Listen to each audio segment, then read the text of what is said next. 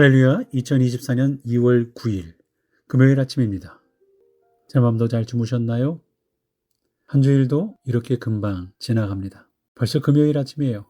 이 하루도 하나님과 동행하며 마지막 주일까지 주님 만나는 그날까지 또 건강할 수 있기를 간절히 바랍니다. 오늘은 레위기 마지막입니다. 25장에서 27장까지 그 중에 25장입니다. 25장은 안식년, 희년 등 26장은 안식일을 지키라는 말씀을 하면서 그것에 대한 상벌에 대한 이야기도 합니다. 또한 27장에는 서원에 대한 말씀을 하시면서 희년, 처음 난 가축, 11조에 대한 이야기로 마무리를 짓습니다. 희년은 이스라엘 역사상 한 번도 실현되지 않았던 율법입니다.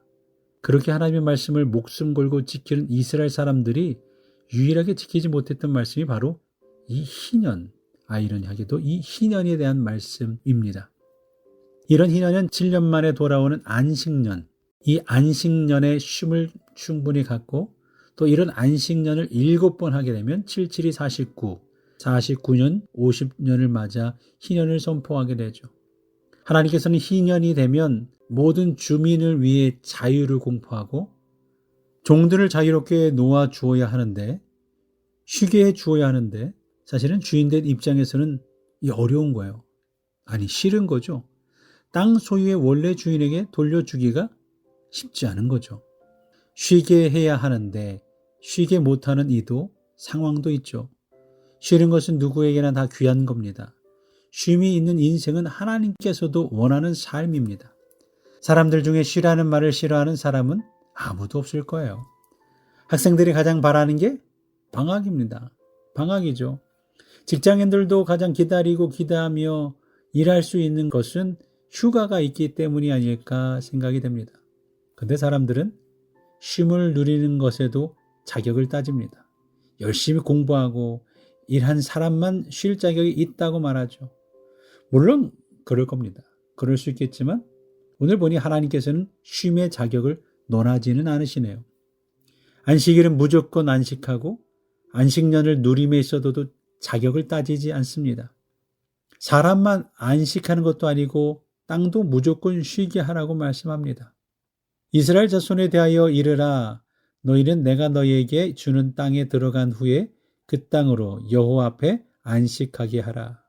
가나안 땅에 들어가게 되면 땅을 무조건 안식하게 하라고 하셨어요. 7년 동안 열심히 씨를 뿌리고 일을 하고 땅의 소출을 거두어 먹고 살다가 7년째가 되면 땅도 안식하게 하고 너희도 쉬라, 이런 말씀이죠. 고대 근동의 어떤 나라에도 없던 법이죠. 열심히 일해도 먹고 살기가 힘든데 7년째 무조건 안식하면 어떻게 살라는 걸까요? 어떻게 남들과 경쟁해서 이길 수 있을까요? 하나님은 이스라엘 백성들이 그것을 고민하고 염려할 것 또한 잘 알고 계셨습니다. 20절 말씀에 보니까 만일 너희가 말하기를 우리가 만일 7째 해에 심지도 못하고 소출을 거두지 못하면 우리가 무엇을 먹으리요 하겠으나, 당연히 이렇게 묻습니다. 우리가 7년째 아무것도 하지 않으면, 7년 차에 아무것도 하지 않으면 무엇을 먹겠습니까? 농사 짓다가 아무것도 하지 않으면 그 해는 황폐하게 될 것이고 잡초가 무성하게 될 것이고 다시 농사를 지으려면 처음부터 다시 시작해야 됩니다. 이런 것들을 걱정하고 고민합니다. 하나님은 이미 아셨어요. 21절 22절에 내가 명령하여 6째 해에 내 복을 너희에게 주어 그 소출이 3년 동안 쓰기에 족하게 하리라. 너희가 8째 해에는 파종하려니와 묵은 소출을 먹을 것이며 9째 해에 그 땅에 소출이 들어오기까지 너희는 묵은 것을 먹으리라. 안식년이 시작되기 전 6년째 3년 동안 먹을 것을 다 거두게 할 것이라는 말씀이에요. 7째 해에는 쉬어야 하니까 하나님이 그 해에 먹을 것을 줄 것이고 8째 해, 8년째 해에는 씨를 뿌리고 파종해야 되니까 또 먹게 할 것이고 9째 해가 돼서야 소출을 거두게 되니까 그 해에도 소출을 거두기까지 먹을 것을 다 준비해 주시겠다라는 말씀인 거죠. 우리가 안식년을 가진다는 것은 두 가지 의미가 있습니다. 하나는 하나님에 대한 절대적인 신뢰가 있어야 되는 거죠. 쉰다는 것은 하나님을 절대적으로 신뢰하지 않으면 쉴 수가 없습니다. 내가 지금 쉬고 아무것도 하지 않으면 굶어 죽을 것 같은 염려가 되면 쉴 수가 없어요. 오늘 말씀을 그대로 붙잡고 그대로 믿고 쉰다 하더라도 하나님의 3년 동안 먹을 것을 준비해 주실 것이라는 말씀을 믿어야 쉴 수가 있는 거죠. 그러니까 안식년은 하나님에 대한 전적인 신뢰를 확인하는 기간입니다. 안식일도 마찬가지예요. 세상 사람들은 주일까지 열심히 돈을 벌고 일을 해야 먹고 살 수 있는데 하나님의 백성은 아무것도 하지 않고 하나님만 바라보라고 하시는 거예요. 그러면 윤택하게 살고 영이 맑아지고 하나님 앞에서 건강하게 살 것을 믿어야 그렇게 할 수 있는 거죠. 두 번째로 안식일과 안식년의 규정은 내 것에 대한 집착을 내려놓으라는 거죠. 하나님께서 주신 땅을 열심히 경작하고 살다 보면 원래 내 것이 아니었는데 집착이 생기는 거예요. 떨어지지 않으면, 잠깐 떼어놓지 않으면 마치 원래부터 내 것인 것처럼 착각하게 됩니다. 그러나 안식년을 가지고 1년 동안 아무것도 하지 않고 그 땅에서 잠깐 떨어져서 있다 보면 내 땅이 아니고 누구 거예요? 하나님의 것이었음을 고백하고 하나님이 맡겨주셔서 경작하게 하셨음을 고백하게 되는 거죠. 하나님은 그 이유 때문에 안식년 1년 동안 아무것도 하지 말고 오직 하나님만 바라보라고 하셨던 겁니다. 그런데 포도 농사를 하지 않아도 포도나무의 포도는 열리게 됩니다. 그러면 그때 열리는 소출은 어떻게 해야 할까요? 5절과 7절 보니까 내가 거둔 후에 자라난 것을 거두지 말고 가꾸지 아니한 포도나무가 맺은 열매를 거두지 말라. 이는 땅의 안식년임이라.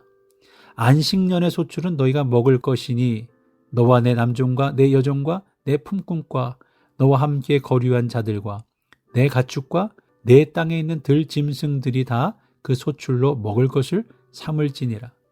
가꾸지 아니한 포도나무가 맺은 열매를 거두지 말라고 하셨어요.